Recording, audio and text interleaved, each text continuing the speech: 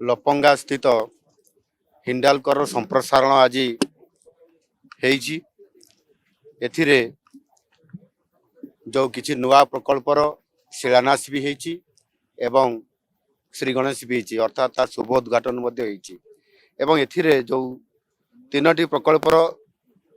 शुभारंभ होईची एथिरे aluminium flat rolled product unit रो कमर्शियल ऑपरेशन ये आरंभ हेबा पई तार आज शुभारंभ होईची एथिरे एल्युमिनियम बैटरी फॉयल यूनिट प्रतिष्ठा एवं आउ गोटे हूँ तृतीयटी हूँ स्मेल्टर कैपेसिटी रो एक्सपेंशन ये समस्त को मिसेले पाखापाखि आपंकर 9 लाख टन एल्युमिनियम उत्पादन ये वृद्धि हेब एवं एथिपाई कंपनी तरफ 27,000 कोटी टंकार ये इन्वेस्टमेंट ये अधिक हेबा पई ये योजना अच्छी एवं से 5,000 नियुक्तिर मध्य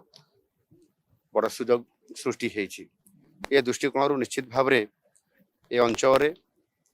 किभली भाव रे इंडस्ट्री बढ़ू से आम सरकार भी उत्कर्ष ओडिशा माध्यम रे निवेशकारी को मध्य अनेक समय विभिन्न जगार रोड शो माध्यम रे समान को इन्वेस्टमेंट करने कार्यक्रम जारी रखिछंती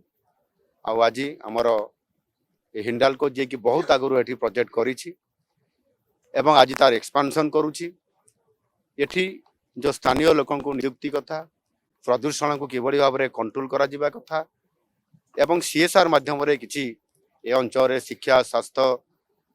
रोड पीवा पानी ये जो कथा आज मध्य एठी आलोचना हेछि ताको निश्चित भाव रे से काम करूछंती किंतु अधिक केमिति करिवे जोटा कि अंचल रे प्रदूषण मुक्त रहिबा सहित मध्य स्थानीय लोकों को नियुक्ति केमिति बढ़िबो आ सेथि पई मध्य राज्य सरकार को तरफ आम सरकार तरफ वर्ल्ड स्किल सेंटर गोटे अर्थात द्वितीय एठी गोटे प्रतिष्ठा हबो ओडिशा रे भुवनेश्वर रे प्रथम वर्ल्ड स्किल सेंटर प्रतिष्ठा ही सारी द्वितीय वर्ल्ड स्किल सेंटर संबलपुर रे प्रतिष्ठा हबो आ प्रतिष्ठा हेले एठी जो पिला माने दक्षता समानकर जो बढ़िबो समाने इंडस्ट्री रेडी हिसाब रे एठू तैयारी हेबे एवं जो इंडस्ट्री आसुची सेथिरे आम पिला माने नियुक्ति पाइबे स्थानीय रोजगार बढ़िबो स्थानीय नियुक्ति बढ़िबो एठी मध्य ये जो आपंकर स्मेल्टर कैपेसिटी जते बड़े एक्सपेंशन होउची याकू आधार करकरी अनेक डाउनस्ट्रीम इंडस्ट्री मध्य आसीबे आ आसीबा फरे ए अंचल आउरी अधिक समृद्ध होबे अंचल एवं आम पिलांकर एठी नियुक्ति मध्य बढ़िबो याकू आधार करी स्थानीय नियुक्ति को प्राधान्य देकरी ए अंचल सीएसआर को प्राधान्य देकरी आज ये जो आज एठी आम जो मीटिंग थिला शुभारंभ करबा पई जो प्रकल्पर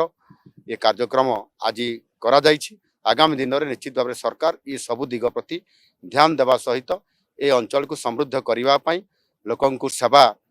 उचित सेवा पहुंचेबा पई निश्चित भाव कार्य करिवे।